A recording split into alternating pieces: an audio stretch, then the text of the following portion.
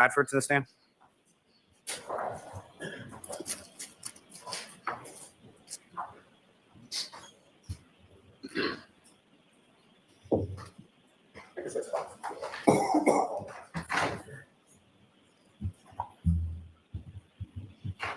Step right up. Step on. You solemnly swear the embassy of the court and jury in the case now hearing the truth, the whole truth, and nothing but the truth, so help you God. I do. Thank you.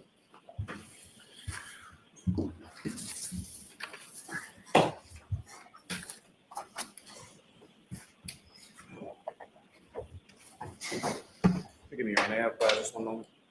Sure.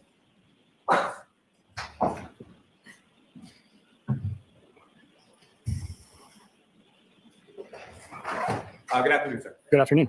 Could you please state your name and spell your last name for the jury? Yep, it's Nicholas Bradford, Bradford. And sir, that microphone before you is adjustable. You can place them anywhere that's comfortable for yourself. Okay. What is it that you do for work, sir? I'm a DNA analyst for Bode Technology in Lorton, Virginia. Okay, you're definitely going to have to keep your voice up, sir. Okay. Sorry about that. Now, sir, if I could. Sorry, it's Bode Technology in Lorton, Virginia. And for the record, Bode is just spelled as far as B-O-D-E. Is that correct? Correct. Now, sir, if I could just ask you some questions about your educational background, starting with your undergraduates. Where did you go for your undergraduate, and what, if any, degree did you receive from there? I have a Bachelor of Science in Forensic Biology from Mercyhurst College in Erie, Pennsylvania. And then, following your graduation with that degree, where did you go from there? I have a Master of Forensic Science in Forensic Molecular Biology from the George Washington University in Washington, D.C. And whenabouts was it that you received that master's? It was around about 2011. And with relation to your graduate work and your work at Bode, when did your work at Bode begin with relation to your graduate work? I started at Bode at about 2009. So during the course of your graduate school? Yes. And when you started with the Bode lab, what was the sort of position or what did you start doing when you began? I was a DNA technician. We assisted the analysts with their case files, and we primarily operated the different robotics and the different processes in the lab. And at some point over the course of your work there, you then became an analyst, is that correct? Yes. And about how much time elapsed or how much time did you spend as a, as a technician prior to becoming that? I was a technician for about a year, maybe two. And then I was in the data banking section as an analyst. And since then, I've worked in the high throughput casework group and the customized casework group. Now, as far as your work within this particular field, have you had occasion to work at any other sort of labs or facilities? Yes, for about 3 years, I worked at the Pennsylvania State Police DNA lab. Now, Bode Technology, as far as that lab is concerned, can you describe for the jury sort of what kind of lab that is? And let me ask you first about how many analysts work at Bode Technology? Somewhere in the neighborhood of maybe 100 analysts, give or take. We're a small private lab in Lorton, Virginia, and we do DNA work contracted through different police agencies throughout the country. Now, in addition to police agencies, are there other types of entities that you would accept or that would send submissions for DNA casework? Yes, we do some international work with human identification and that sort of thing as well. Now, as far as the lab at Bode Technologies, is that lab accredited? Yes, we are accredited through the National Standards Institute. And can you speak a little bit about that sort of accreditation process and what it means to be an accredited lab? Yes, so that the National Standards Institute has a set of criteria for DNA labs doing forensic work, and we are audited against those criteria every year, sometimes internal audits and sometimes external audits. Is that accreditation at the lab, is that up to, the accreditation, is it current as of now? Yes. Now, with reference to your work as a DNA analyst, can you describe, just in general terms to the jury, what it is that you do in reference, what is it that you do in reference to your work as a DNA analyst? Yes, so we take in evidence that's submitted to us. We process it through the DNA processing. So there are 4 basic steps to DNA. There's extraction, so that's where we separate out the DNA. And then there's quantification, and that is basically just us determining how much DNA we have to work with. The next step is amplification. So depending on the case and the different processes that we're going to use, we're targeting a number of different locations in the genome, and we're going to make millions of copies of each of those locations. And in each one of those copies, there's a little fluorescent tag that we can then detect in the detection step. and that's the fourth step. And then that from there, we have the DNA profile for that sample. Now, with reference to the lab, as far as training is concerned, you mentioned that you spent at least a year or two as a technician prior to becoming an analyst. What are some of the training, specialized training in this area that you want to go as an employee at this level? Yes, so the training program involves a lot of scientific literature reading. There's a practical aspect to it where we're given known samples that we're to treat as if they were casework samples. So we process those as if they were casework. We have written and verbal exams, and we have a moot court exam at the end. And you successfully completed each of those training sort of portions over your course of work with the lab? Yes. Are you familiar with a term known as a proficiency test? Yes. And can you explain to the jury what that is and how it relates to your work as a DNA analyst at Bode Technology? Yes. So part of our accreditation is we have to do proficiency testing twice a year. And that is when an outside company sends us known samples and we process them, again, as if they were casework. And then those results are sent to that outside company, and then we get the results back to see if we are proficient in those technologies or not. And with respect to yourself, as far as the proficiency testing that you've undergone, what, if any, issues have you had with proficiency testing that you've undertaken? I've passed all my proficiency tests. Now, what is DNA? So DNA is essentially the blueprint for a living thing. It's in most of our cells, and it's unique to an individual with the exception of identical twins. Now, at some point in January of 2024, did you receive a particular assignment in regard to DNA analysis from a number of items that you received from Massachusetts? Yes. And specifically, can you describe the process as far as like when an item comes into the lab at Bode Technology, how it's sort of processed, or how from the time of receipt to the time that the item gets to you? Can you explain a little bit about that process? Yes. So the item is generally sent via UPS or FedEx. It arrives in our secure evidence room. That room has limited access to only certain individuals. And from that point on, when it's received, a chain of custody is started for that shipment. And anytime anyone touches or uses that item, we need to check it out from the secure evidence room. And then that's all logged on the chain of custody. Now, when something comes in, is it assigned a sample name or a case number or an ID number in some way, shape, or form? Yes. And is it also identified by sort of the corresponding numbers from the external vendor where it came from? Yes. Now, in reference to Bode case number CCA 2416-0023, did you perform work in relation to that case? Yes. And there was a corresponding agency case number of 22-02184, is that correct? Yes. And that would have been from the outside vendor, or at least one of them, as far as the Massachusetts State Police crime line, correct? Correct. So there were a number of items that you received. If you could identify them for the jury, what you received and specifically sort of what you looked at. Yes. So we received an apparent hair. We received an extract from a taillight from a vehicle, and we received 2 reference samples from 2 troopers from the Massachusetts State Police. And in addition, was there a sample ID as far as a known standard? Yes. So Bode gives it our own our own item number.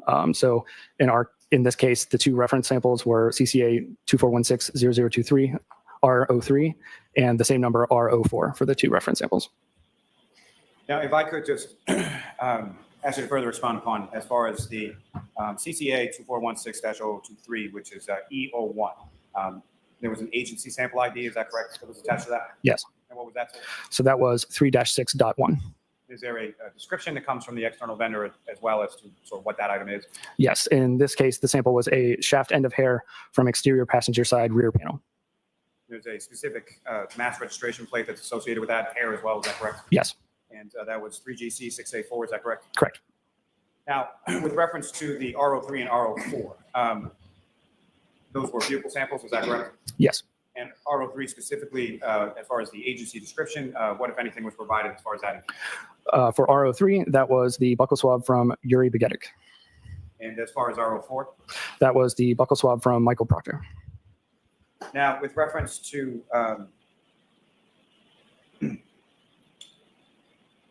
the extract portion, that was E02, is that correct? Yes. And if you know, what when you say extract, can you explain to the jury sort of what you understand that term to mean, or what is an extract as far as what you looked at? Yes. So when I described the 4-step process earlier, so the extraction was already done prior to us receiving the item. So essentially, the extract comes to us in a tube, and it's a liquid. And provided with that would be the negative control that was associated with it. So from that point, we have the quantification information from the lab that did the extraction. So then we would amplify and then detect the profile from there. And just to be clear, as far as the EO2 that you were talking about, as far as the extract that you had received, what was the agency description on that extract? So that was the sample from passenger side taillight with the same registration number, and that was labeled as an extract.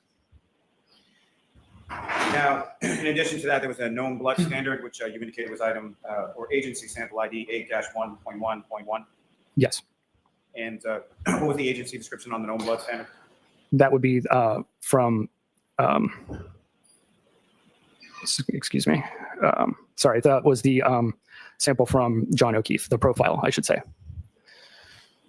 And so when you say the profile, as what do you mean by that? Yes, so the profile was generated by the Massachusetts State Police Lab, and then that profile was given to us to do a comparison. Now, as far as the profile that was provided, as far as your observations of that, what, if any, issues did you observe in your observations of the profile that was provided by the State Police Crime Lab in Massachusetts? It looked like a standard single source profile. Now, starting with, as far as there was a STR processing that was conducted, correct? Yes. What does STR stand for? It stands for short tandem repeats. And essentially what we're doing with that is it's the DNA process that we use in forensic testing, where the areas that we're amplifying are short repeats of the genetic sequence that repeat multiple times. And we're just measuring the number of times that sequence repeats. And those numbers together are the profile. Now, as far as the profile from the,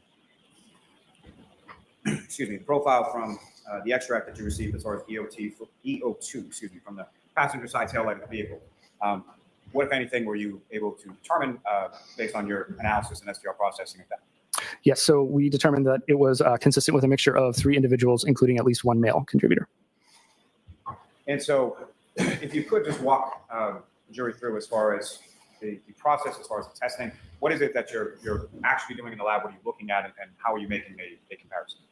So once we have the DNA profile, like I said, we're measuring the number of times the sequence repeats at a given location. So we have a series of those. And then we compare that to the reference profile that we were provided, or that we generated for the 2 reference samples that we actually processed. And then we determine if it's possible that the individual whose reference profile could be a possible contributor to that mixture profile that we got from the evidence. And then we need to do a statistical calculation to determine the strength of that possibility of an inclusion. Let me ask you a little bit about, as far as that statistical calculation, how is that done, or where does that come from? So in this case, we did what's called a likelihood ratio. Essentially, what we're doing is comparing 2 explanations for the DNA profile that we observed. So if we have, say, person A, one explanation would be that the DNA profile is a mixture of person A and 2 unknown individuals. And then the other explanation would be that it's simply 3 unknown individuals and it's not person A. So then we compare those 2 explanations of the profile and determine which one is more likely. Now, as far as the sort of reference samples that you had the DNA profile of John O'Keefe, correct? Correct. And I'm sorry. Or starting that, you had the extract with DNA profile with multiple contributors from the tail. Correct? Yes. So then you have the known blood standards for DNA profile from John O'Keefe, correct? Yes. And then you have the buccal samples from Yuri Buchanan and Michael Proctor, correct? Yes.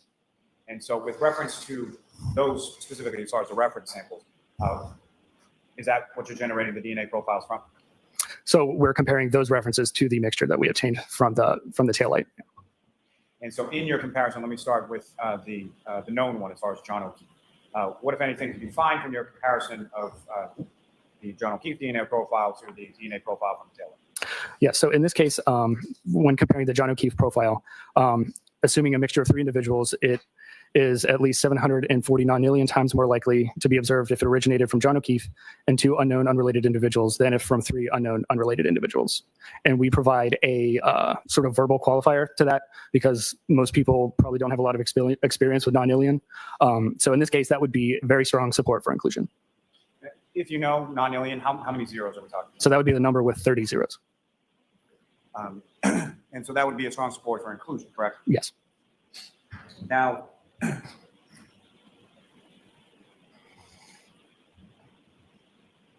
with regard to your comparison, with regard to your work as a DNA analyst, is there any kind of software that you use in the course of your analysis with regard to an SDR mix?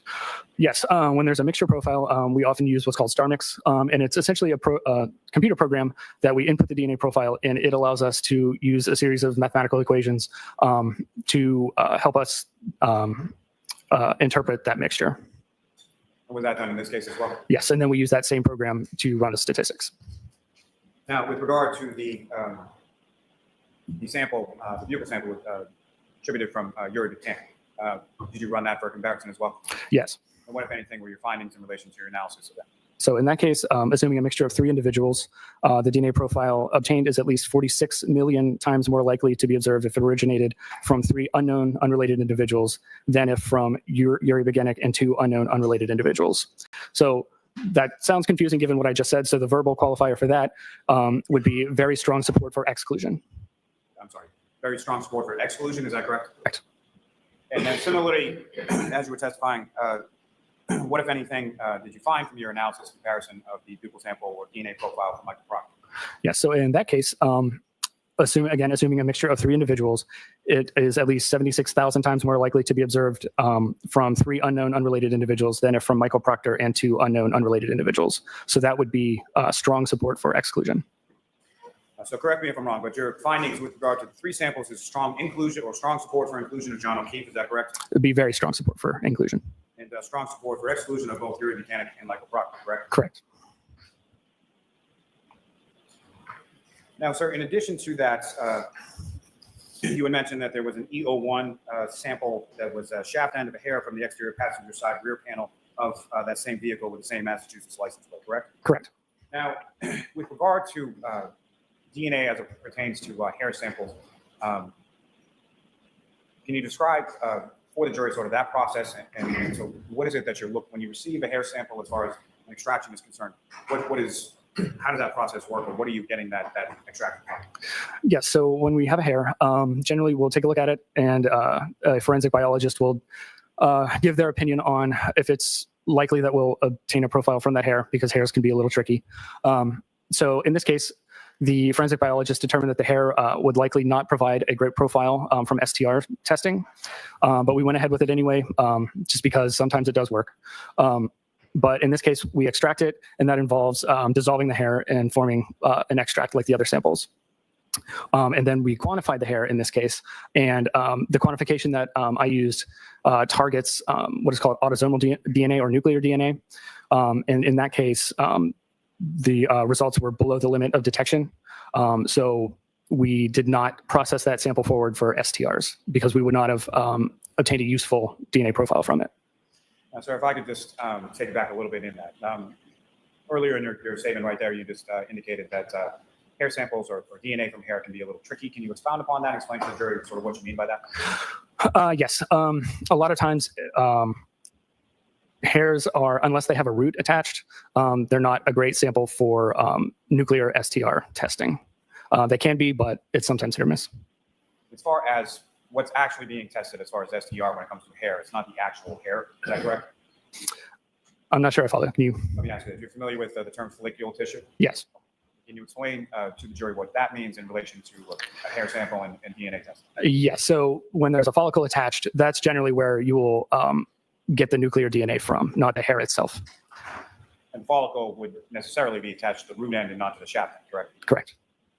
Now, as far as autosomal DNA, can you explain what is autosomal DNA and sort of where does that come from within DNA testing? Yeah, so you can think about that more as nuclear DNA. So that would be DNA that's in the nucleus of the cell. So that's what most people think of when they think of DNA. But there are there's other forms of DNA. So like, for example, mitochondrial DNA that exists outside the nucleus. And as far as the testing that you performed in regard to this hair sample, that was STR testing, is that correct? Yes. And I'm sorry, what were the findings again with relation to the SDR test? Yes. So like I said, we quantified the hair and it was below the limit of detection. So we did not process that hair forward for STR. Now, as far as that terminology, below the limit of detection, can you explain a little bit to the jury sort of what that means as it applies to the testing that you conduct? Yes. So the instrumentation has a limit of detection. So there could be potentially small amounts of DNA there, but it's below the limit that we are confident to say that there is DNA present. So we would normally not process those samples forward. Now, that hair sample, as far as the one that you tested, you mentioned that it was not initially advisable, I guess, for SDR testing, and just went ahead and did it anyway, because sometimes it works. Is that correct? Yes, it's usually worth a try. And then beyond that, that hair sample within your lab, as far as Bode technology, was that given to a different analyst for a different type of testing? Yes, we decided it was worth a try to do mitochondrial DNA testing on the hair. And is that a type of testing that you yourself perform? No, that would not be me. And why would it not be? I was not trained in mitochondrial testing. That's sort of a specialized subset as far as different training and different type of testing that occurs? Yes. Just in general terms, if you know, could you explain to the jury sort of the difference between what you've termed as nuclear or autosomal DNA versus mitochondrial DNA? Yes, so very basically, the nuclear DNA is the DNA that exists in the nucleus. The mitochondrial DNA is the DNA that exists outside the nucleus in the mitochondria. And the mitochondrial DNA is inherited directly from the mother. So if you were to test maternally related individuals, they would have the same mitochondrial profile. And that other analyst that conducted the mitochondrial DNA, familiar with who that person is? Yes, that was test chart. Okay, one moment, Sharon. Sure.